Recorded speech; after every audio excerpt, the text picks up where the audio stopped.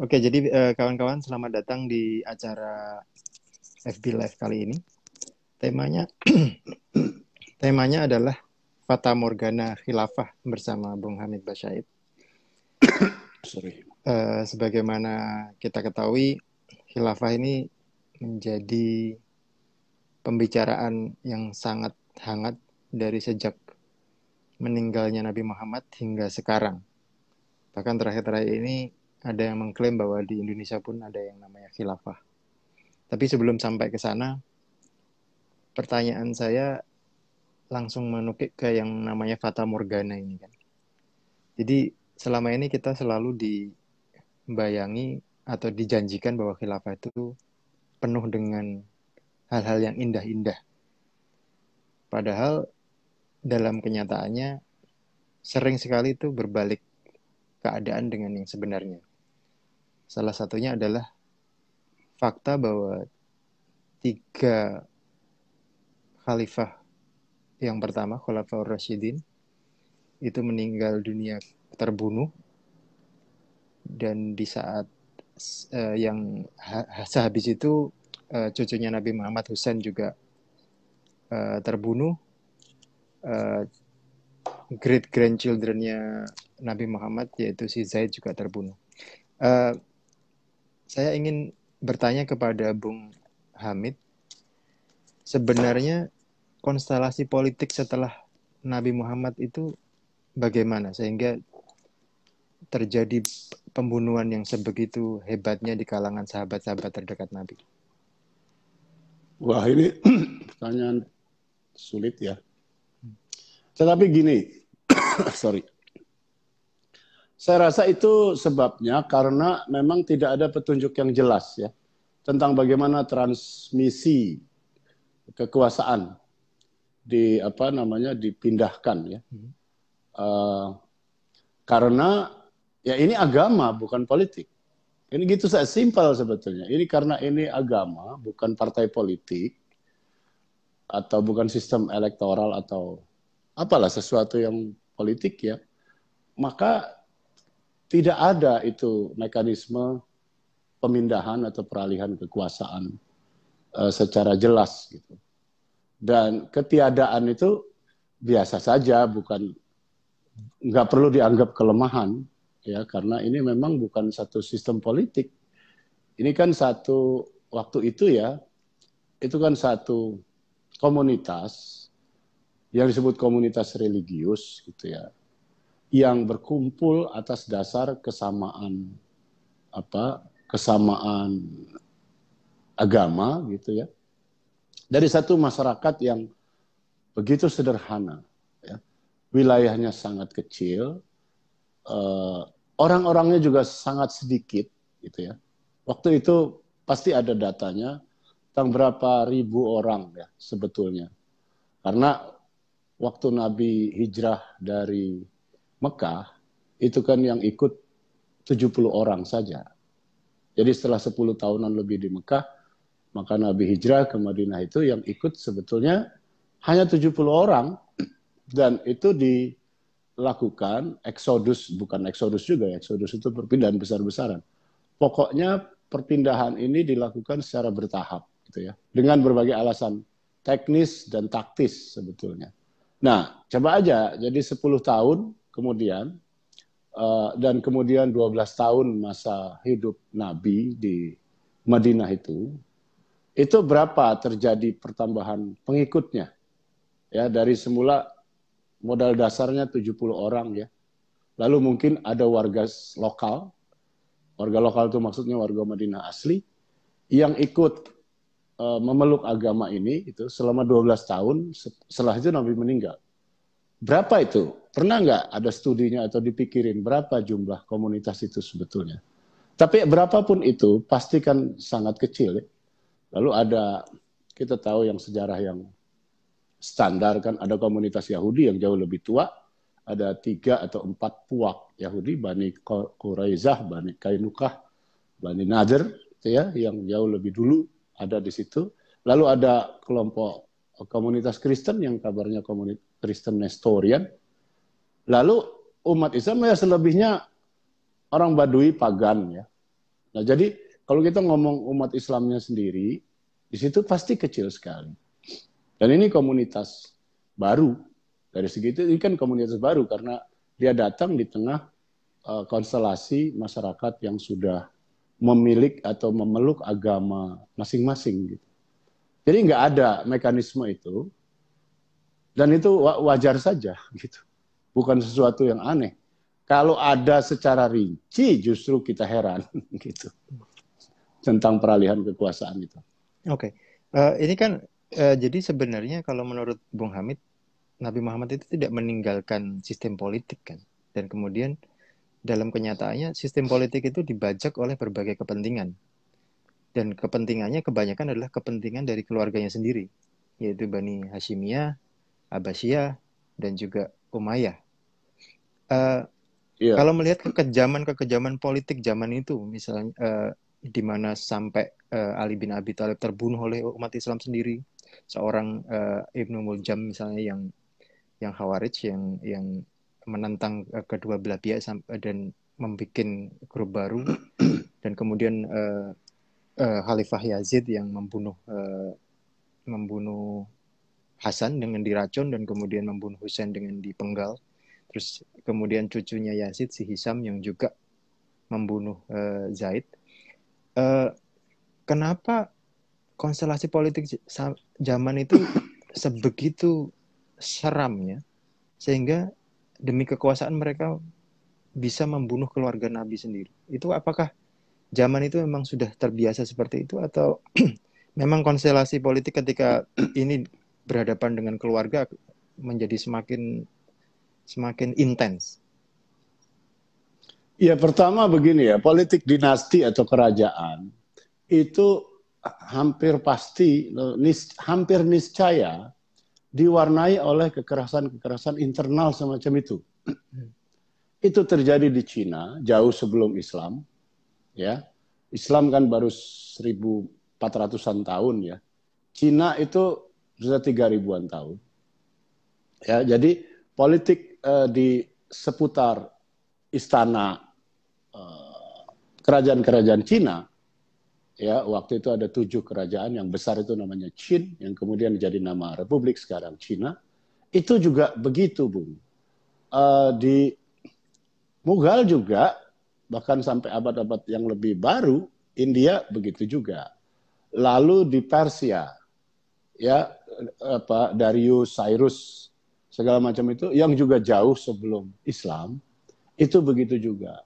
Kerajaan-kerajaan Jawa, ya Mataram dan sebagainya, itu kan banyak seputar itu. Jadi dalam hal ini politik orang-orang Islam itu karena menyangkut kekuasaan kerajaan dan tidak ada mekanisme demokratis, tidak ada sistem politik yang modern belum ditemukan waktu itu lumrah sekali. Jadi niscaya mereka juga sikut-sikutan. Dan dalam kasus orang Arab ya misalnya, Anda lihat sampai hari ini Arab Saudi itu seperti itu. Lihat sekarang yang hari ini di Arab Saudi. Ini kan luar biasa sikut-sikutannya. Yang namanya Muhammad bin Salman ini kan benar-benar hampir 24 jam terancam. Oleh siapa? Oleh saudara-saudaranya sendiri, bukan oleh musuh dari luar. Oleh sepupunya, oleh anak mungkin saudara tirinya, karena dia kan anak istri ketiga ya. Dia anak pertama dari istri ketiga si Muhammad bin Salman ini.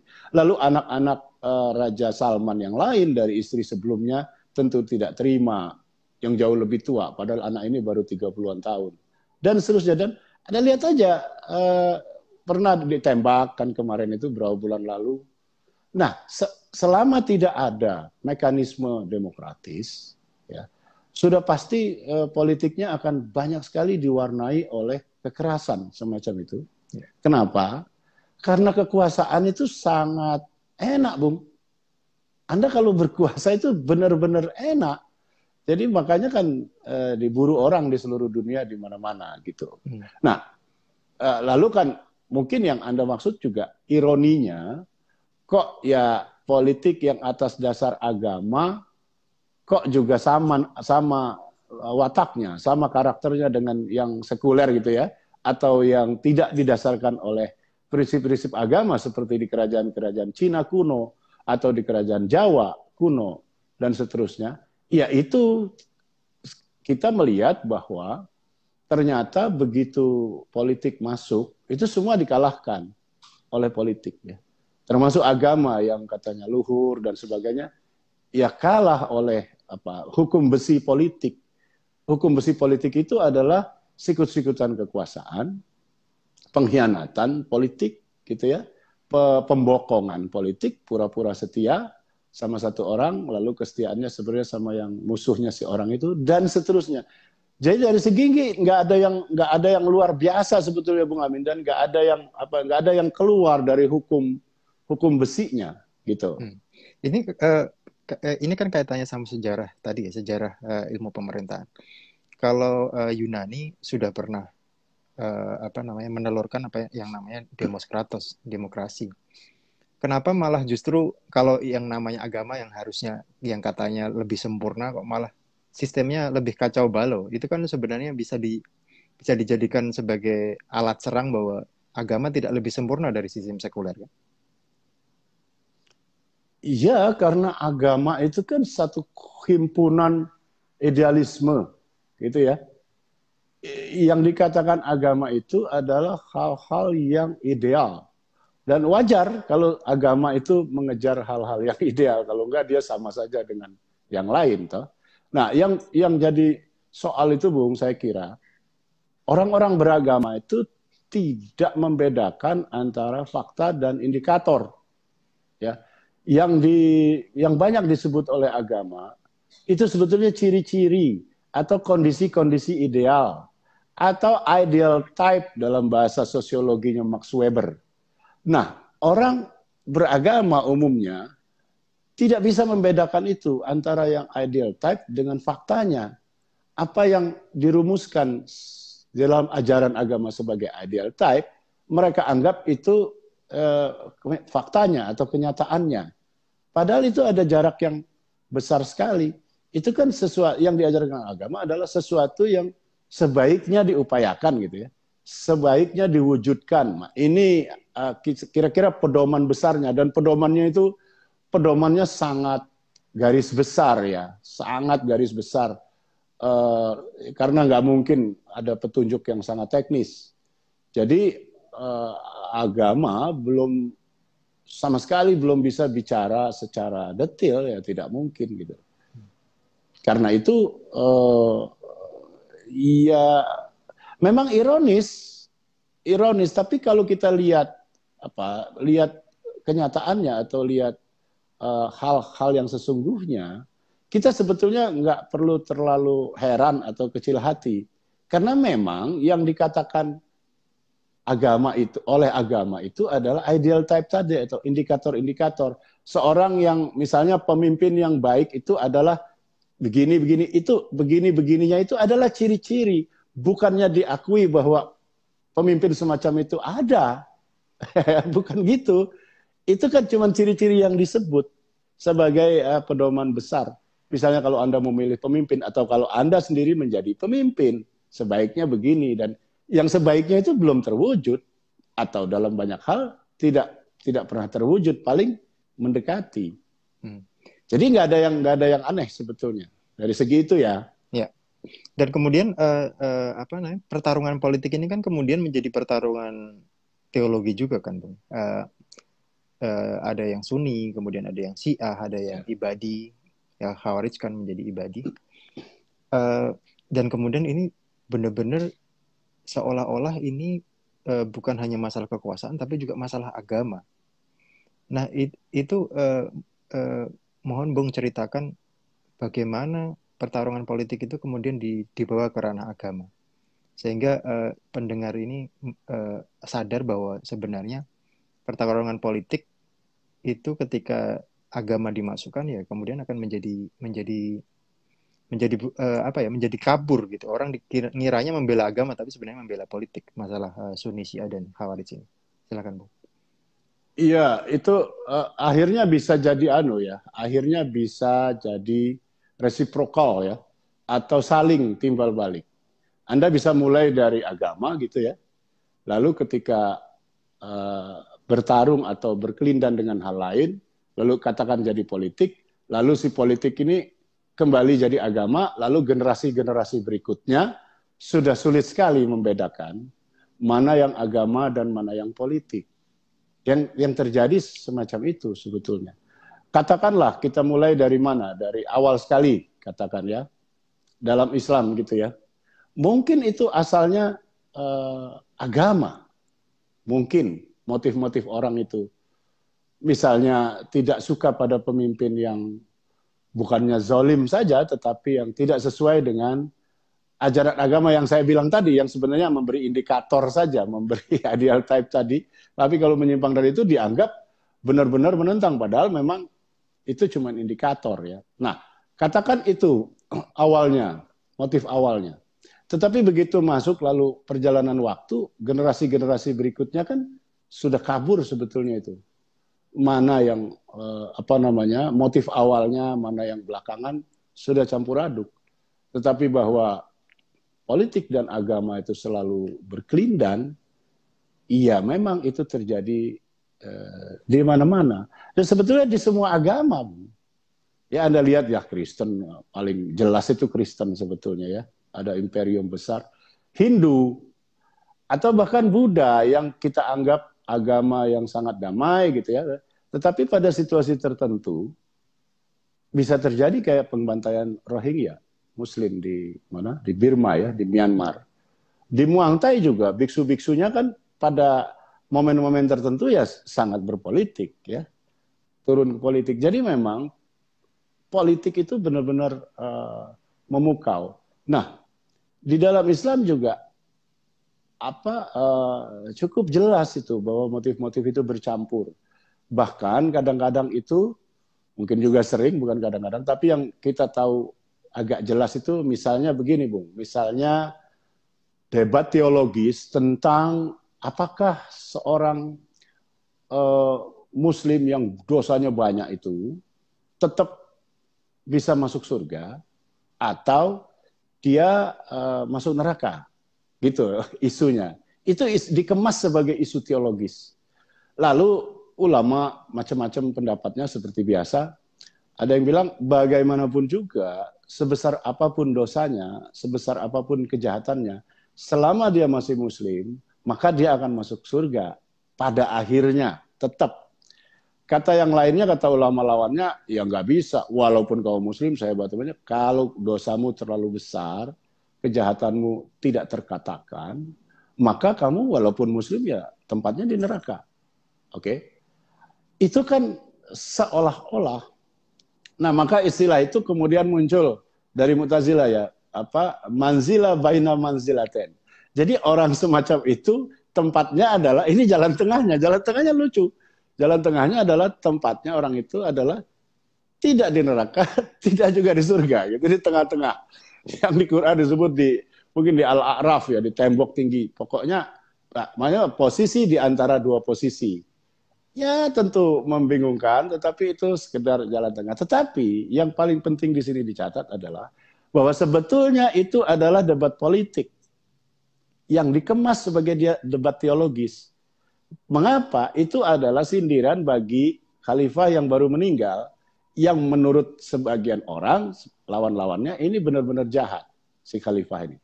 Tetapi kalau dia ngomong terang-terangan itu membawanya atau mendudukannya sebagai debat politik, dia akan ditumpas oleh pengganti khalifah yang baru, yang merupakan kerabatnya atau bapaknya, ya, penguasa baru ini kan anaknya gitu ya. Nah, itu cara mereka, cara orang-orang agama itu, ulama itu, mengemas pasemon, kalau dalam bahasa Jawanya, kayak sastra. Nyindir politik, tapi pura-puranya debat teologis. Gitu. Nah, karena alasan tadi. Gitu. Nah, jadi saya kira, apalagi kalau kita ngomong hadis ya, hadis itu banyak sekali hadis politik. Toh. Walaupun mungkin substansinya benar dan kita setuju. Ya, jangan keliru ya. Kita harus hati-hati melihat ini. Misalnya ada hadis yang bilang bahwa kalau seseorang minta jabatan, jangan kasih, gitu ya. Nah, itu kan pasti sindiran politik untuk satu orang atau satu kelompok yang kira-kira berkampanye atau apa kalau zaman sekarang ya, untuk menduduki satu posisi politik tertentu. Gitu. Lawannya nggak suka lihat cara itu lalu mengatasnamakan Nabi, pernah Nabi bilang begini gitu. Padahal itu diproduksi kira-kira 200-an tahun rata-rata ya setelah Nabi meninggal. Hadis-hadis semacam itu. Dan jumlahnya ribuan kali lebih banyak daripada apa yang disebut hadis sahih. Itu. Jadi itu fenomena yang biasa sekali sebetulnya. Dilihat dari segi itu. Oke. Tadi kita membahas sejarah-sejarah kelamnya ya. Kita sekarang beranjak sedikit Sejarah cerah. Sejarah cerah sedikit lah ya. Iya, sedikit. Jadi setelah kekejaman di masa Khulafaur Rasyidin dan kemudian di masa Umayyah yang mengorbankan banyak sekali keturunan Nabi Muhammad sendiri. Kemudian ada dinasti Abbasiyah yang kemudian memindahkannya ke Baghdad. Nah, dinasti Abbasiyah ini berpikirnya cukup rasional atau lebih politis tapi yang real politik. Yang dia tidak ke Arab-Araban lagi tapi cenderung mengadopsi budaya Persia, terutama budaya administrasi dan kemudian sains dari India dan sebagainya. Nah, kalau menurut Bung, model khilafah yang lebih rasional seperti Mu'tazilahnya Baghdad ini, apakah masih bisa relevan sedikit dibahas daripada khilafah-khilafah yang sekarang sedang ramai dibicarakan, misalnya Utsmaniyah atau atau yang lain gitu? Menurut saya sih ya, sebenarnya sudah tidak relevan lagi yang bentuk manapun. Ya, saya mohon maaf harus terus terang bahwa karena keadaan dunia sudah begini jauh sekali berubah ya, dan itu hampir-hampir merupakan hukum sejarah yang biasa bahwa semuanya berubah. Faktor terbesarnya Anda lebih tahu, sains dan teknologi. Ini betul-betul mengubah wajah kemanusiaan, wajah peradaban umat manusia yang luar biasa sekali, dan ini baru berlangsung kira-kira 400-500 tahun terakhir. Ya. Sementara ya khilafah-khilafah itu terakhir Utsmani sampai abad 20 awal sih ya. Tapi sebetulnya sudah makin tidak relevan. Dan penemuan iptek yang paling baru itu sudah benar-benar eksponensial, yang sudah mengubah jauh sekali ya umat manusia, ya, sistem politiknya juga. Jadi saya kira ketimbang kita membahas yang lalu khilafah bentuknya apapun ya, lebih baik kita menyongsong situasi dunia yang akan datang ini, dan yang sedang berjalan sebetulnya, bukan yang akan datang banget. Sedang berjalan ini kita mau apa gitu ya. Misalnya kita ngomong umat Islam gitu ya. Mau apa sebetulnya umat Islam ini dengan situasi dunia yang seperti ini? Kalau cuma ngomong sistem yang lalu, apalagi sekedar sistem politik, di politik itu salah satu bidang kehidupan saja sebetulnya, yang makin lama juga makin tidak deterministik ya, makin tidak menentukan masa depan satu bangsa, satu masyarakat gitu ya. Itu kan nggak banyak gunanya sebetulnya ya. Nah, yang disebut rezim yang lebih rasional, Mu'tazilah, ya ketika berkuasa kan kurang lebih sama saja, Bu. Di mana tuh yang ada kaum Buwaihid ya, itu kan sama saja. Tadi seperti saya bilang, kena hukum besi politik gitu. Jadi perbedaannya itu bukan perbedaan kategoris ya, antara kelompok satu dan kelompok lainnya. Itu sebenarnya bukan perbedaan kategoris, tapi perbedaan gradasi saja. Ya, sama seperti misalnya politik Amerika sekarang. Bagi kita banyak orang di sini nggak ada bedanya mana Republikan sama Demokrat kan? Karena memang benar Republikan dan Demokrat itu bukannya perbedaan kategoris, itu dua partai politik saja. Dan di luar itu ada banyak partai politik lain di Amerika, cuman jarang ikut pemilu.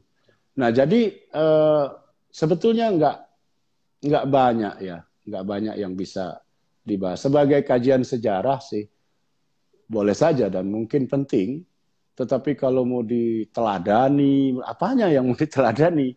Bunuh-bunuhannya. bunuh-bunuhannya. Lalu sebagai filsafat pun sebetulnya kan itu Bung, sebetulnya kan itu dekat ke filsafat Plato, ya, khilafahisme itu. Nah, ya banyak orang nggak suka kalau saya ngomong gini, loh faktanya begitu, sudah pasti Plato 2500 tahun yang lalu kok, udah jauh lebih dulu dia ngomong tentang perlunya king philosopher. Kan gitu. Bagi Plato yang bagus itu yang jadi penguasa siapa? King philosopher, yaitu raja yang yang punya watak filosofis gitu atau punya watak filosof gitu ya. Sehingga apa? Sehingga dia jadi bijaksana, pikirannya mendalam dan sebagainya.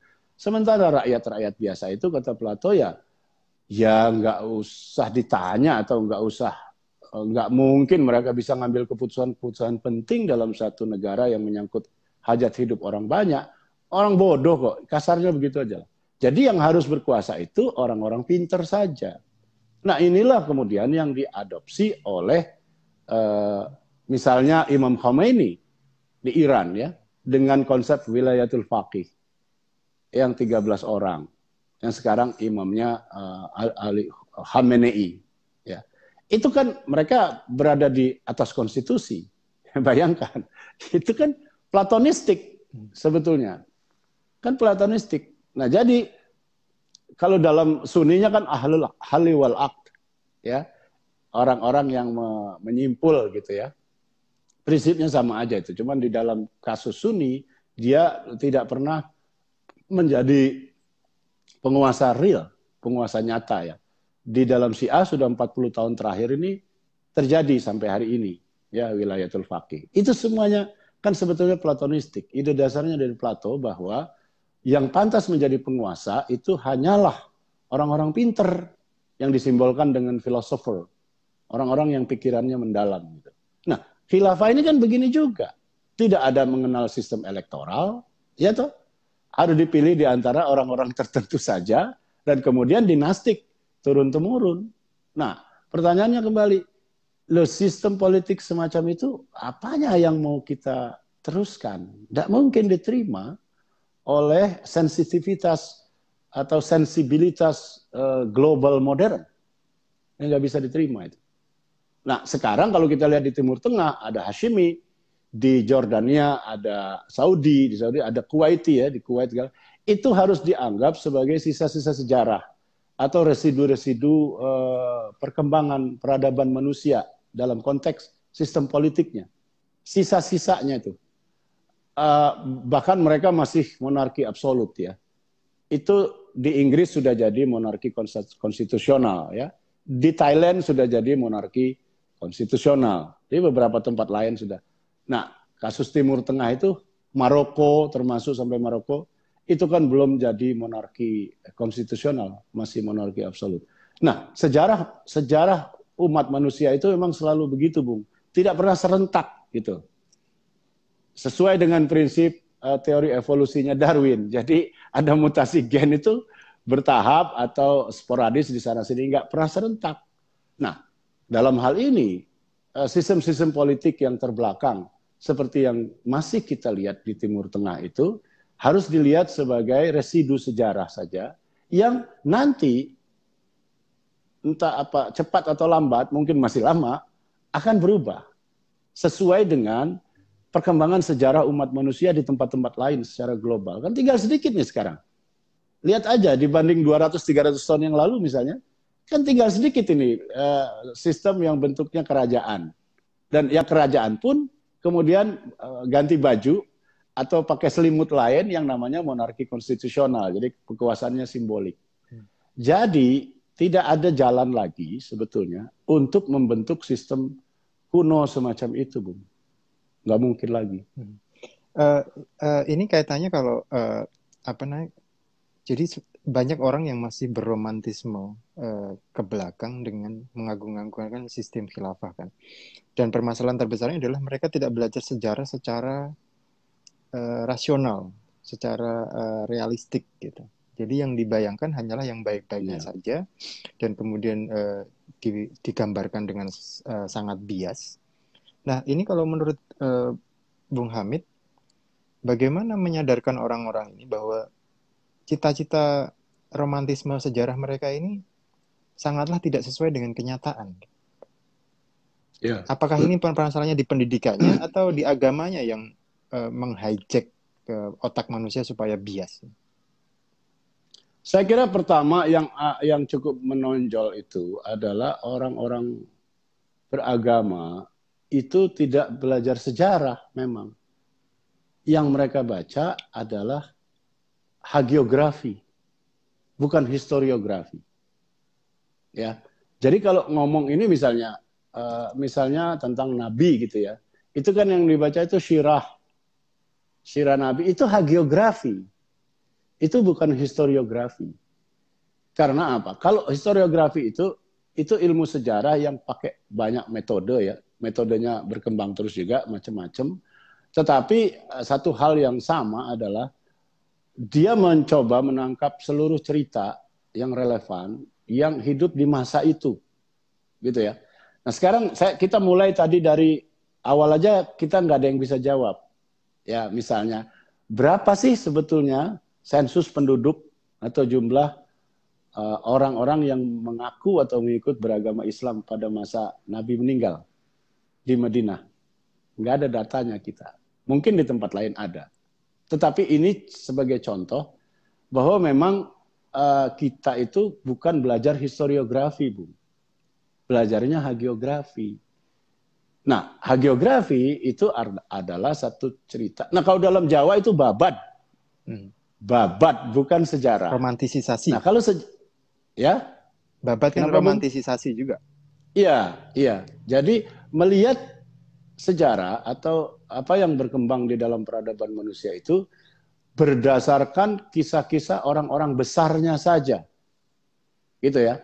Nah, sehingga misalnya ya sejarah Islam misalnya ya di Madinah itu kalau di dalam buku-buku literatur internal Islam dari kalangan ulama dari siapalah misalnya Ibnu Ishaq gitu ya, biografer Nabi yang pertama. Itu kan hampir nggak ada cerita tentang lingkungan setempat waktu itu, lingkungan globalnya. Misalnya pada masa itu kekuasaan di barat itu siapa, di timur siapa, di Cina itu kan nggak ada tuh. Semuanya stuck atau suntuk fokus pada person-person tertentu. Dalam hal ini primadonanya adalah Nabi sendiri. Nah, bagaimana misalnya lingkungan sastra di Timur Tengah waktu itu? Nggak ada yang tahu. Bukan nggak ada yang tahu, nggak ada datanya gitu. Nah, karena itu saran saya, lebih baik kita belajar sejarah sebagai historiografi, bukan sebagai hagiografi. Kalau hagiografi itu memang mungkin misinya adalah propaganda, ya, untuk mengglorifikasi seseorang atau sekelompok orang. Sama saja kalau kita juga dalam bentuk yang lebih modern, itu kan disebut history itu atau sejarah itu selalu merupakan sejarah pemenang. Nah, Anda bisa lihat misalnya di masa kekuasaan Orde Baru 30 tahun lebih, kan buku sejarahnya diseleksi. Sejarawan-sejarawan yang menulis buku resmi sejarah Indonesia juga panitianya diatur oleh negara, maka banyak editing. Si ini jangan dimasukin, yang ini digedein perannya gitu ya. Yang ini walaupun besar, misalnya perannya dikecilin aja atau dihapus sama sekali. Makanya setelah reformasi kan salah satu gerakan besar pertama adalah merevisi sejarah Indonesia. Karena waktu itu sejarah pemenang, yaitu Orde Baru yang ngatur. Di Rusia begitu juga kan, sejarahnya sejarah Bolshevism dulu. Jadi ini memang penyakit yang agak umum, Bung. Nah, karena itu sebaiknya kita udah melek sekarang, udah dewasa, sekolahnya juga makin tinggi, mulailah berani melihat kenyataan sedekat mungkin dengan faktanya. Dengan cara apa? Dengan cara membaca buku sejarah beneran. Sejarah sebagai sejarah gitu ya. Sejarah sebagai historiografi, bukan sejarah sebagai propaganda orang-orang besar tertentu yang kita sendiri sudah ngalamin di Indonesia gitu. Negatifnya. Oke. Terus ini kaitannya dengan ijtihad beberapa sempalan Islam ya. Misalnya kalau Ahmadiyah atau beberapa aliran Sufi itu menganggap khalifah itu khalifah secara spiritual, bukan khalifah secara politik. Ini kalau kalau Bung Lutfi melihatnya, apakah ini adalah eh, kira-kira model khilafah yang akan lebih bisa bertahan lebih lama sedikit daripada khilafah secara politik yang pada dasarnya sudah tidak menemukan relevansinya sama sekali misalnya. Mm-mm. Jadi Gimana? jadi ada beberapa sempalan Islam, sekte Islam yang menganggap bahwa khilafah itu hanya khilafah spiritual. Jadi dia tidak mengurusi Ya. politik sama sekali gitu. Seperti Ahmadiyah atau beberapa aliran sufi. Ini menurut Bung Lutfi, menurut Bung Hamid bagaimana? Saya pribadi tidak melihat pentingnya itu, terus terang saja. Ya gini, sebagai otak-atik filosofis gitu ya, untuk membela posisi politik tertentu, baik yang kita setujui, termasuk yang kita setujui atau tidak, itu soal lain lah. Tetapi itu kan sesuatu yang sangat spekulatif, Bung.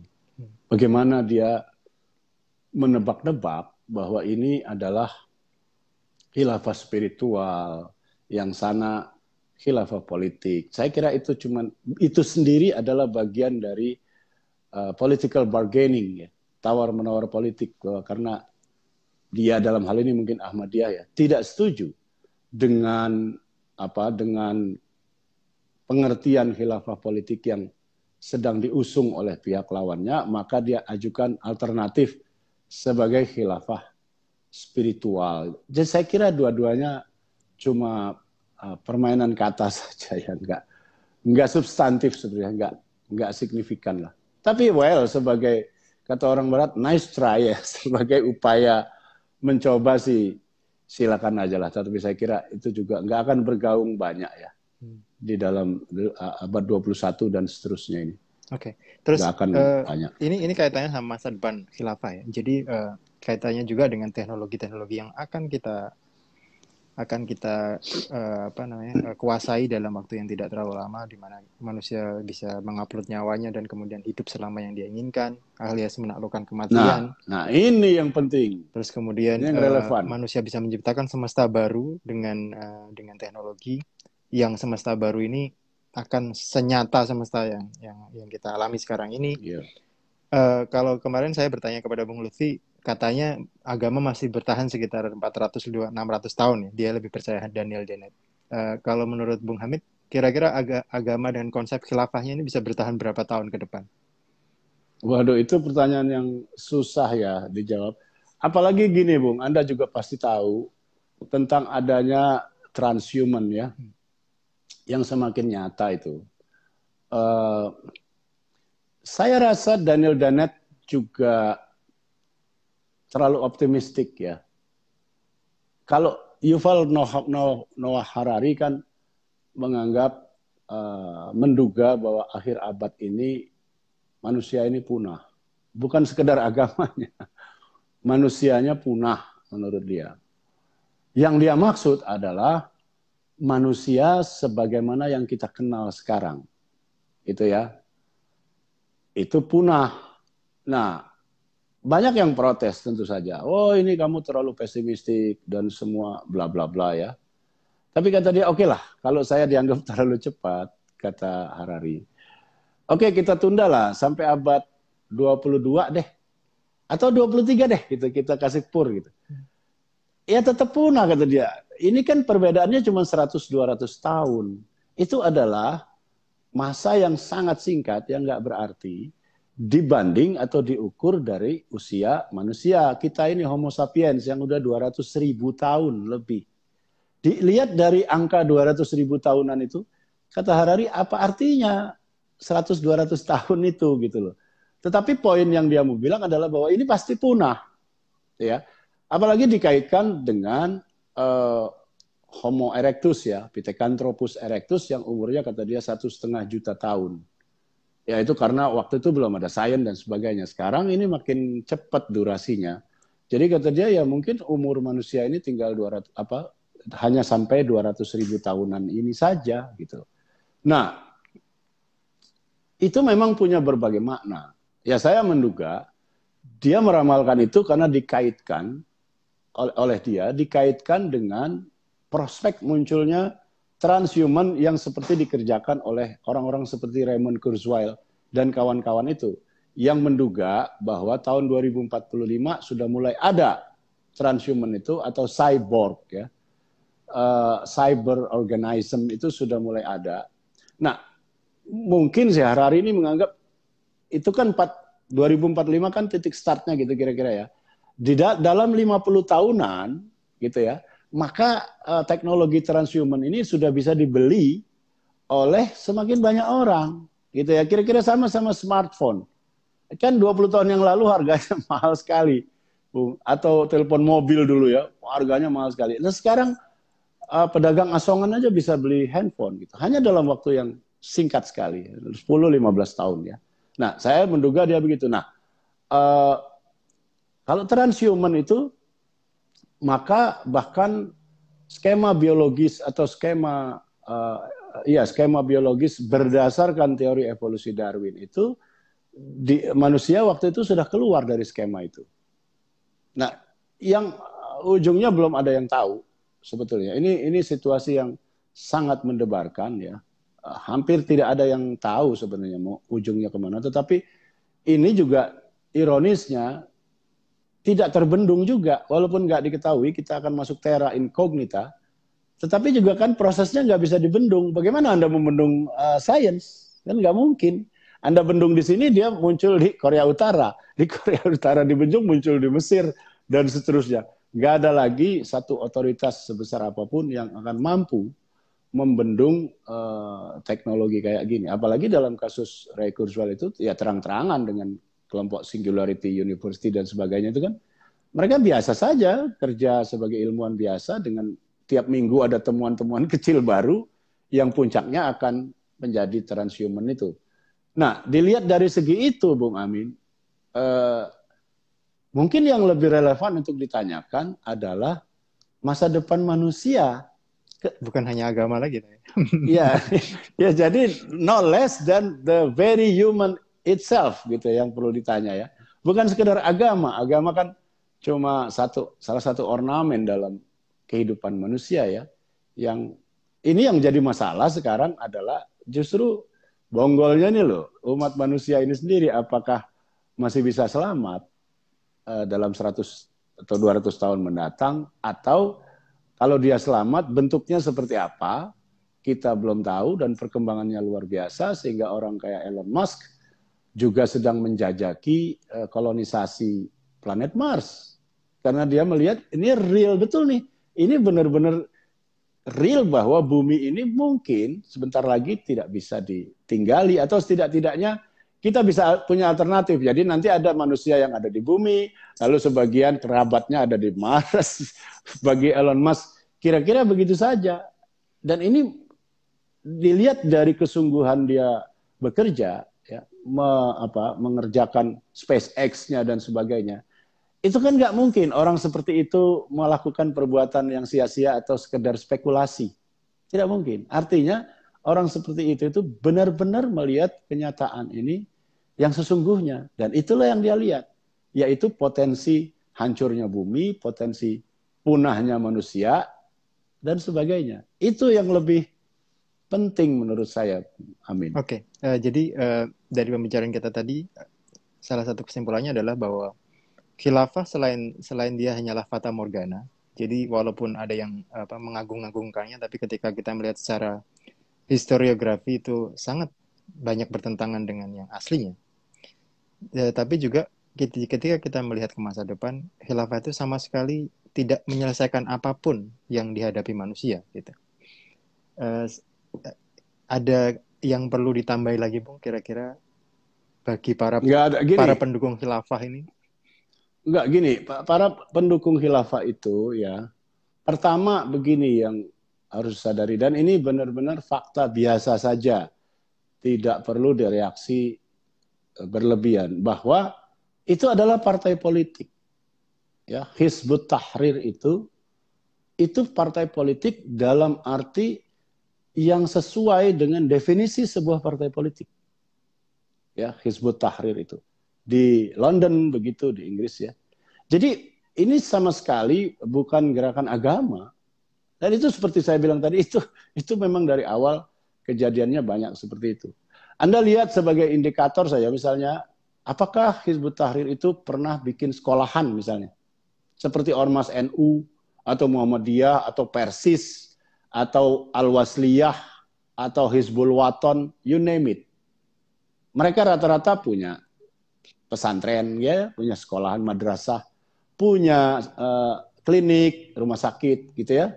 Di dalam kasus Muhammadiyah malah semua bidang yang biasanya ditekuni oleh misi-misi Kristen ditiru oleh Muhammadiyah. Lihat aja di seluruh kota pasti punya rumah sakit dan letaknya sedapat mungkin di tempat yang strategis di semua kota ya.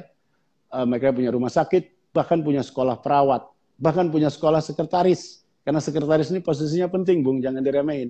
Dia yang pegang semua secret, namanya aja sekretaris. Dia yang pegang semua secret direksi. Maka dibikinin sekolahannya. Dan seterusnya, sekolah kejuruan, sekolah dan sebagainya. Banyak. Pertanyaannya kembali, apakah Hizbut Tahrir pernah bikin itu? Satu saja. Apakah dia juga pernah misalnya bikin gerakan amal, ya, gerakan bazar gitu ya. Misalnya pasar sembako murah gitu ya. Kalau lagi kesulitan ekonomi, orang kan beras murah disubsidi gitu. Apakah dia pernah melakukan itu? Tidak pernah sama sekali. Karena konstitusinya justru melarang. Anda baca aja konstitusinya Hizbut Tahrir itu melarang kegiatan-kegiatan sosial semacam itu. Karena itu merupakan, kata konstitusinya, itu merupakan wilayahnya orang lain lah. Gitu. Kita hormati saja gitu. Itu wilayahnya orang lain. Dan kita, kata dia Hizbut Tahrir ini, memang tidak berurusan dengan itu. Kita memang program-programnya politik semata-mata, murni. Dan itu sebetulnya kan boleh saja gitu, nggak ada masalah. Justru lebih baik kalau dia terang-terangan muncul sebagai partai politik, sebagaimana Partai Golkar, Partai PDIP Perjuangan dan sebagainya.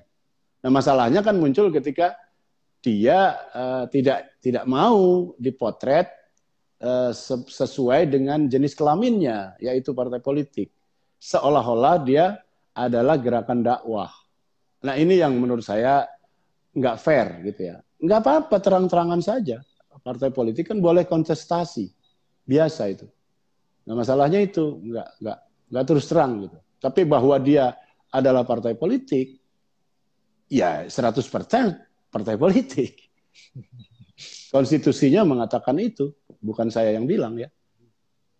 Konstitusinya mengatakan apa? ADART, gitu. Anggaran dasar dan anggaran rumah tangga. Oke. Gitu, Bung. Oke. Ini pertanyaan terakhir kaitannya khilafah yang sekarang lagi ramai diperbincangkan, katanya pernah ada di Indonesia. Itu kalau menurut Bung Hamid gimana? Gimana khilafah pernah ada di Indonesia? Iya. Kapan? Yang kemarin ada ramai para HTI. Film itu ya? Ya, film. Iya, ya itu kan bisa mudah dilihat sebagai kira-kira upaya legitimatisasi, mencoba mendapatkan atau mencari dasar-dasar legitimasi. Anda tahu legitimasi itu sumbernya banyak, Bung. Salah satunya misalnya keturunan. Saya ini harus berkuasa di sini karena kakek saya dulu yang ngebangun tempat ini, atau karena bapak saya dulu penguasa di sini, maka saya berhak atas kekuasaan. Itu satu ya, sumber legitimasi namanya. Lalu legitimasi misalnya kemampuan intelektual. Saya ini pinter. Saya lebih pinter maka saya berhak duduk. Dua ya. Jadi ada keunggulan. Jadi ada karisma, ada intelektual. Nah, ada juga faktor historis. Sumber sejarah. Nah, saya berhak duduk di sini karena kakek saya dulu-dulunya ya, dulu-dulunya mungkin 300 tahun yang lalu, 400 tahun yang lalu, pernah nih berkuasa di sini. Sekarang nggak tahu kemana bekasnya, ada banyak faktor penyebab hilangnya. Nah sekarang saya sebagai keturunannya, baik keturunan biologis maupun keturunan ideologis, merasa berhak atau boleh juga membangun kembali puing-puing yang dulu bekas kakek-kakek saya dulu pernah ada. Itu kan upaya mencari sumber legitimasi aja. Dia bisa berhasil, bisa enggak. Dia akan berhasil kalau memang ternyata mungkin benar, ya, mungkin benar. Tetapi kalau ternyata enggak benar, ya enggak laku. begitu aja. Dan lagi-lagi it's nice try sebagai upaya mencari legitimasi ya, ya oke saja lah. Tapi saya rasa uh, publik luas kan tidak sebodoh itu ya. Nggak, nggak mungkin lah bisa. Ya ada saja segelintir orang yang percaya, tetapi saya kira sebagai apa menjadi kepercayaan umum publik itu ya nggak mungkin lah, karena terlalu blatant ya, terlalu gamblang gitu. Oke. Terima kasih Bung Hamid atas waktunya dalam pembicaraan Fata Morgana Khilafah kali ini. Kita akan lanjutkan di pembicaraan selanjutnya dengan tema yang berbeda. Pembicaraan yang sangat menarik. Terima kasih kawan-kawan atas kehadirannya dan kita lanjutkan lain kali. Semoga semua makhluk berbahagia. Terima kasih, Bung Amin.